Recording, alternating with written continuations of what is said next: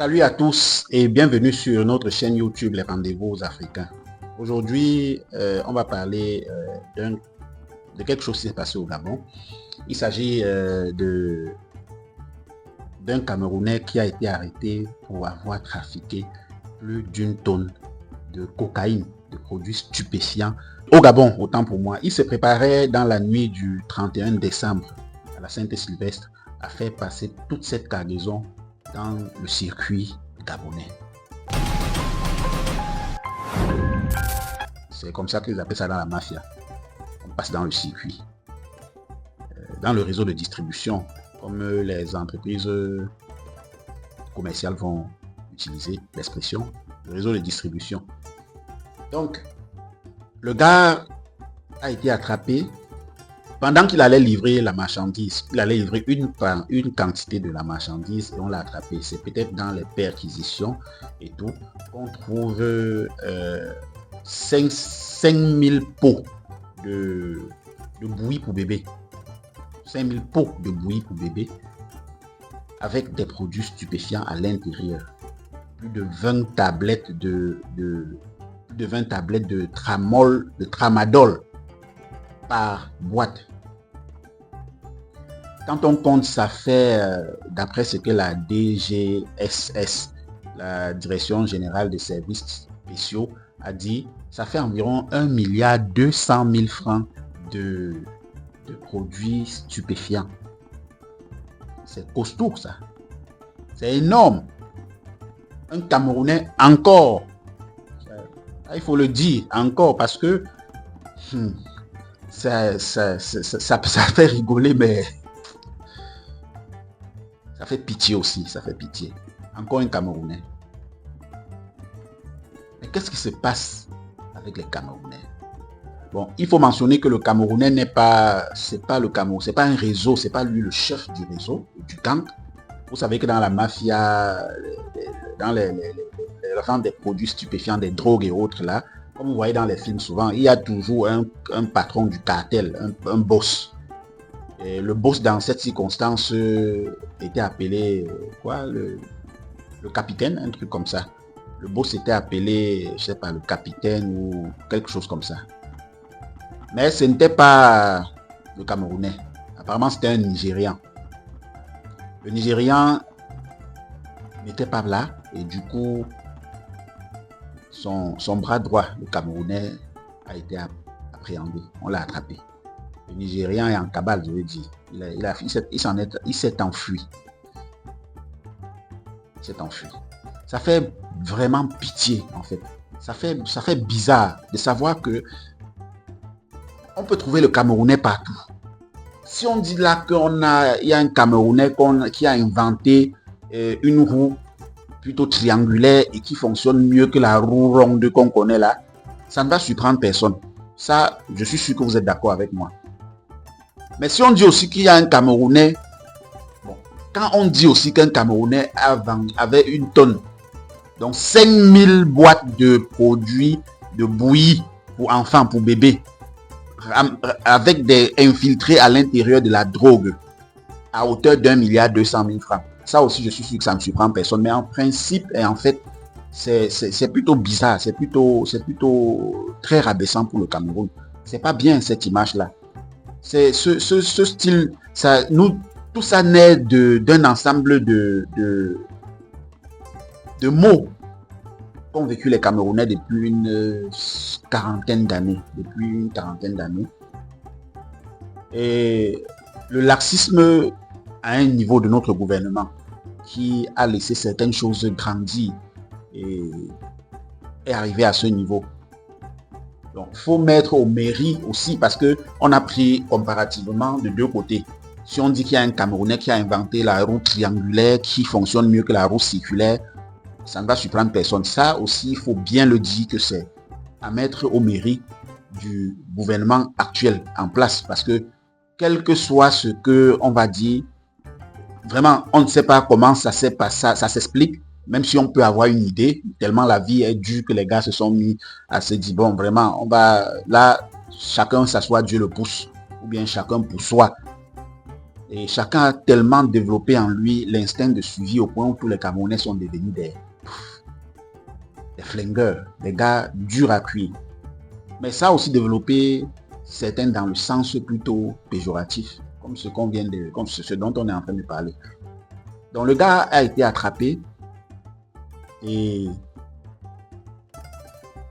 c'est un monsieur qui est très respectable.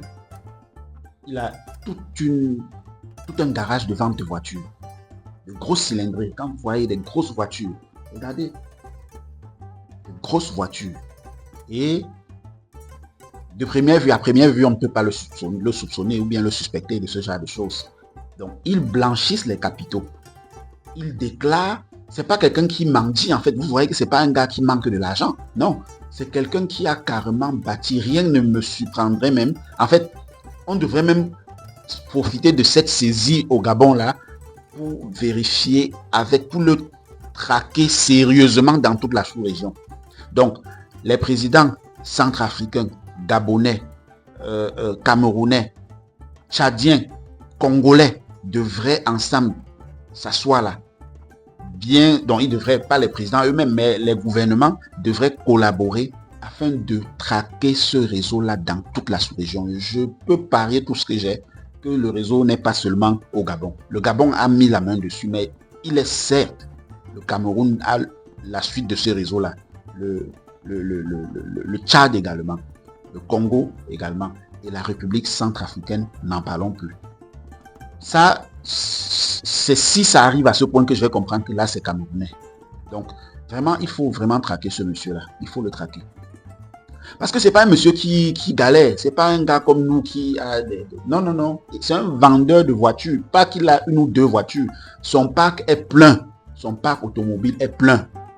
Le gars, c'est un monsieur plein aux as, mais il fait ce genre de business. Donc, imaginez à quel point il peut être infiltré et ancré dans nos différents pays de la sous-région.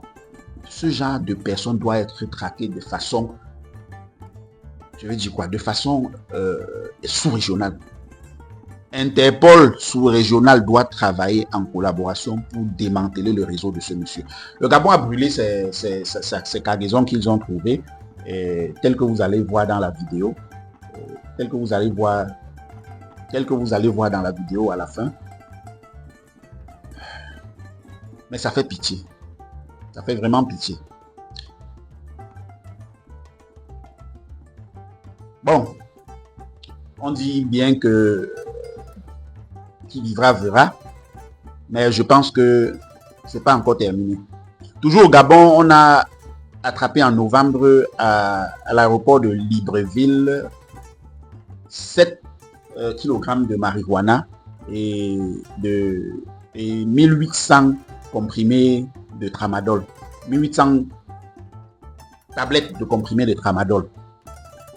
Et toujours au Gabon, un jour avant cette arrestation à l'aéroport de Léomba, on avait aussi pris au port Molle plus d'une tonne de produits, plus d'une tonne de cocaïne, de stupéfiants. Là, c'était un Togolais qui était passé par les chaussures. Donc, c'était un vendeur de chaussures qui fait entrer une grosse cargaison de chaussures et à l'intérieur de chaque chaussure, il a enfoui de la drogue, la marijuana, l'héroïne et tout ça. Ça, c'est ces arrestations-ci, quand vous voyez que c'est des personnes comme ça qui font, vraiment, il faut fouiller de fond en comble. De fond en comble. Bon, pour le Togolais, la façon même dont il a fait entrer ça, c'est basique. Donc, du coup, on peut se dire que c'est même juste un sous-dealer, c'est un sous-traitant. Donc, je pense que le réseau du Togolais qui a été démantelé est sûrement localisé uniquement au Gabon. Mais pour le Camerounais, là, il faut chercher à le trouver jusqu'au dernier retranchement dans tous les pays de la sous-région. Je suis certain que vous trouverez quelque chose dans le Cameroun qui est la continuation du réseau de distribution de ce Camerounais appelé Ernest. Et déjà, comme je vous ai dit, lui n'est même pas le dealer principal, il n'est pas le boss du cartel. Le boss du cartel n'a pas été arrêté. Mais regardez son bras droit, celui qui travaille sous lui. un monsieur qu'on peut traiter de multimillionnaire déjà physiquement, visiblement, avec son business qu'il fait. Imaginez donc le boss nigérien. Bon, dites-nous qu'est-ce que vous en pensez en commentaire. C'est toujours avec un plaisir que nous vous laissons des vidéos et c'est avec un plaisir que nous vous écoutons. Dites ce que vous avez à dire, sentez-vous libre. C'est vos commentaires qui nous permettent également de voir clair dans certaines situations. Et si vous avez des sujets dont vous voulez qu'on traite ici sur notre chaîne, n'hésitez pas à nous en parler en commentaire. Nous lisons tous vos commentaires et nous vous répondons toujours à vos commentaires. Parce que c'est vous qui nous aidez à construire notre narratif. Et nous, sur cette chaîne, nous parlons du narratif africain, des us, des mœurs, des coutumes, des traditions africaines, de la géopolitique africaine, de la politique africaine, de l'économie africaine et de l'information africaine en général. Donc, si vous êtes pour la première fois en train d'écouter et de regarder une vidéo sur cette page, n'oubliez pas de vous abonner, d'activer la cloche de notification afin de ne pas rater les prochains rendez-vous africains. Et surtout, partagez massivement cette vidéo afin de permettre à ceux qui sont à côté de vous, à ceux qui sont vos contacts, de bénéficier des prouesses des rendez-vous africains et de pouvoir être édifiés, mais surtout de pouvoir participer à la construction du narratif africain. Alors, tout ce que je vais vous dire pour le moment, c'est Aloha. Que Dieu vous bénisse. Acquisition à domicile et interpellation. La cellule antidrogue des services spéciaux vient une fois de plus de saisir plusieurs drogues enfouies dans 5000 pots de bouillie pour bébé contenant 20 tablettes de tramadol chacune, estimées à près d'1,2 milliard francs. Le tout emballé dans des sacs destinés à un certain capitaine qui attendait visiblement d'être écoulé durant la célébration de la Saint-Sylvestre. C'est un certain Emmanuel qui était déjà dans le fichier de la Direction générale des services spéciaux. Mais il a pris la fuite. Ça fait déjà 3 ou 4 mois. Et grâce au renseignement et l'efficacité des dégâts, on a mis la main sur celui qui détenait ces colis. Et c'est un sujet camerounais nommé Ernest.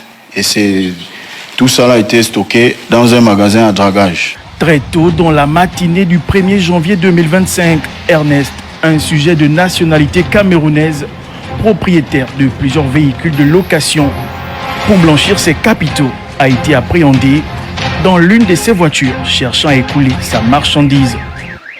Il est connu comme un des plus grands vendeurs de stupéfiants dans la capitale, dans le Grand Libreville.